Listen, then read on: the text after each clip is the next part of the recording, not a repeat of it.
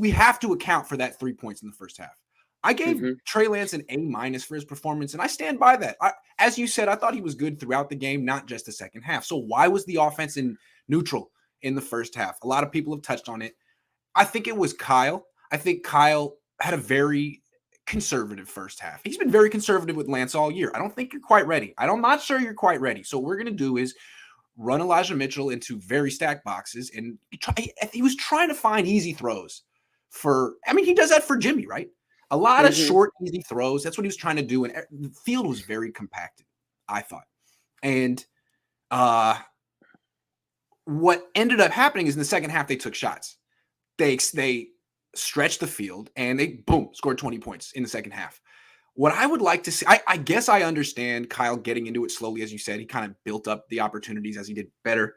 But when Harbaugh did it with Kaepernick, they took the shots early to back the defense. Plus, the defense it's vulnerable. It was vulnerable all game. They didn't respect your arm. They're selling out to stop the run. It's there. So what I'd like to see, what I would have liked to see, and what I think I gave Kyle a C for this game, D'Amico an A, is, dude, you waited way too long to get to the good stuff. And the only reason you could wait that long is because Houston was doing literally nothing on offense. So what I'd like to see in the future is take those shots in the first quarter, especially if the defense doesn't respect Trey's ability to throw them, because they're selling out to stop the run. What do you think?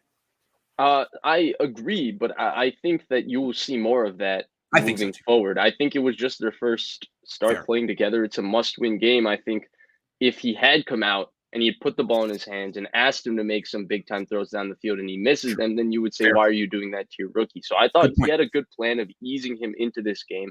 You should have that kind of confidence in your defense. Your defense has been unreal for the last 6, 7 weeks. In fact, they've been excellent all season. They take a lot of flack when they don't play well, but they really consistently, for the most part, play really, really good football. They play at a really high level. They're really, really sound. D'Amico Ryans is outstanding. So the defense is playing fantastic. You should have that faith in your defense. You've figured out your run game, especially the past, 7, 8 weeks. That's why they've won so many more games in the second half of the season as opposed to when they started 2-5. So you should have faith in that. And so, do I agree with your overall point? Yes, but I do think that'll be something we will see moving forward now I that, agree. they have this game together. I agree. And let's talk again about like the type of shots that we're going to be seeing. Like in the first half, they took the one shot. It was picked. It was Wyleek, right? We've seen that a Mhm. lot. It's Kittle looks like he's blocking, comes around, and then boom, you forget about him. The Niners have run that play a lot of times. It's a Jimmy special because it's a deep shot, but it's not a long throw. Really not a long throw. It's like a 20-yard throw. Called a lot from Mullins, Jimmy. It was well defended, well scouted. They were prepared for it. What I liked in the second half was real long throws to Ayuk and Debo.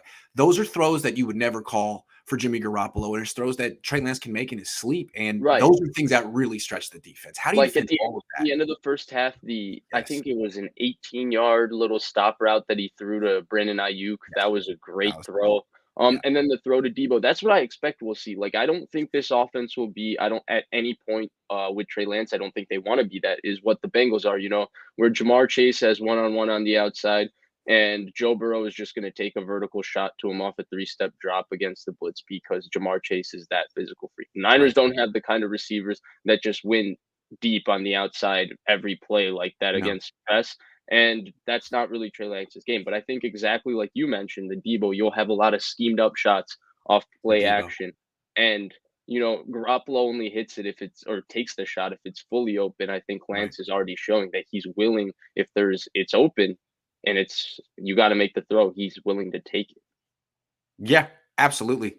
So I like that very much. I'd like to see Kyle continue to call these play action shots deep down to the field to Debo and Ayuk. I guess they'll figure out ways to get Kittle involved too, but you don't have. I feel like Kyle was kind of stuck in that like compacted field where we're only going to throw within 15 yards of the line of scrimmage, maybe 20.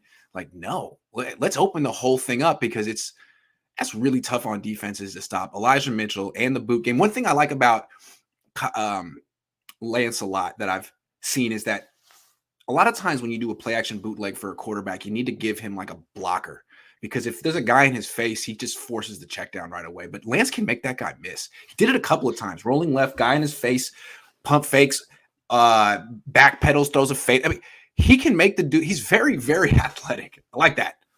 Yeah, I like that. Very. Athleticism is key in football. Some people forget that.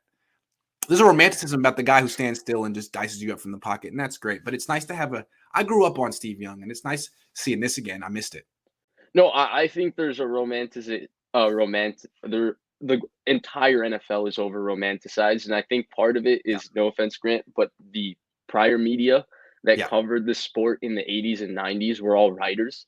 So they Yeah. wanted to tell a story about the game, and so Yeah. they over romanticize moments. And I think because of that, you always have this David versus Goliath, where the NFL wants to always tell the story about the guy who won because of his heart Kurt Warner. and because of his brain, and it had nothing to do with Yeah. his physical ability. And that's why, Tom Brady to True. this day, even though True. he has a fantastic arm and can make every throw, and he has still at 44 one of the 10 or 11 best arms in the NFL, people still want to romanticize the fact that he wasn't athletic, he ran the ugly 40, he didn't True. have a strong arm, but he did it Sixth all round on pure pick, no guts, right? physical Yeah. gifts. Yeah. That Even though somehow, he was drafted as a catcher in the yeah, MLB somehow out of just high like just school. being smart trumps all physical attributes in the NFL.